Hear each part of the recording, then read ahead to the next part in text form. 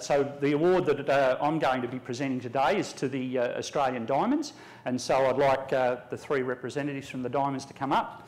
Maddie, Liz and Joe.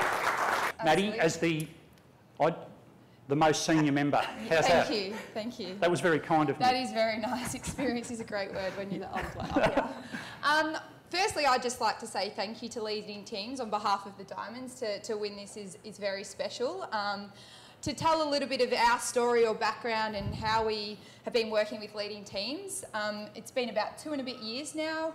With, yeah, maybe even a little bit longer. And I do remember the first time Ray stepped into the room at our Diamonds camp in Canberra and asked these very honest and open questions, and all of us sat there and looked at the ground and was like, do not ask me, I don't want to speak, don't say my name. And then he'd pick you and be like, Maddie, what do you think? You'd be like, oh no.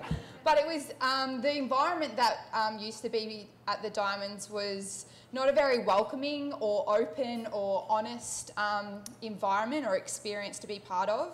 I actually used to sometimes cry in the lead up to going to camp because I just didn't want to go.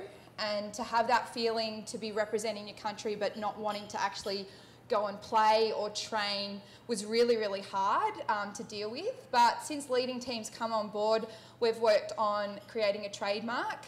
And the discussion, I was in the room when we actually created it, and the way it stands is we are sisters in arms, and the one experience that we all share when we debut or represent Australia is standing on that transverse line with our sisters in our arms, and we sing that national anthem and we belt it out.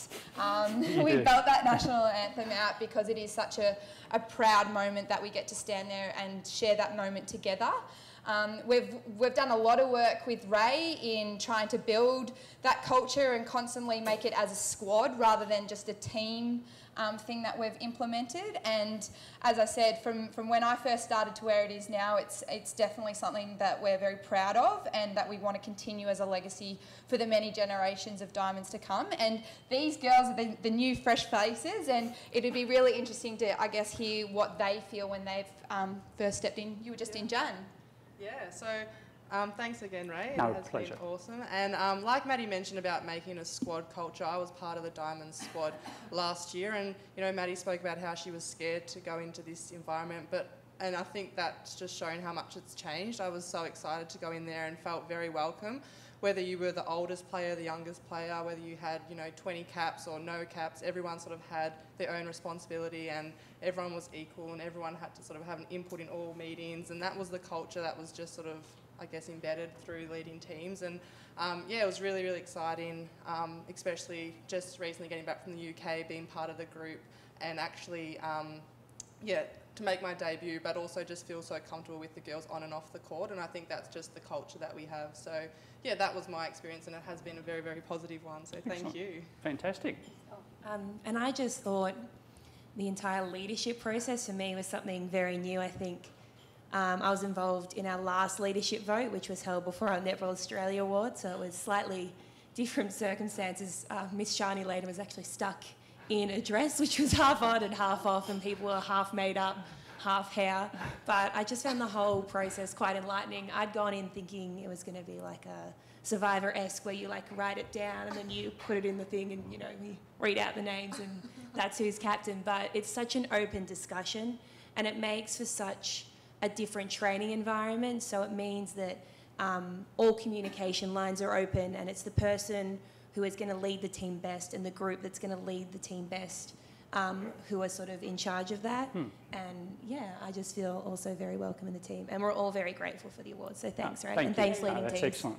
I think my thoughts apart from that would be that certainly Maddie's reflection about how difficult it was early days. I remember when we did our first leadership selection, and it was going to be the situation where the players could read out 3 picks that people they trusted to lead, and perhaps weren't clear at the start that they were going to read them out to the group.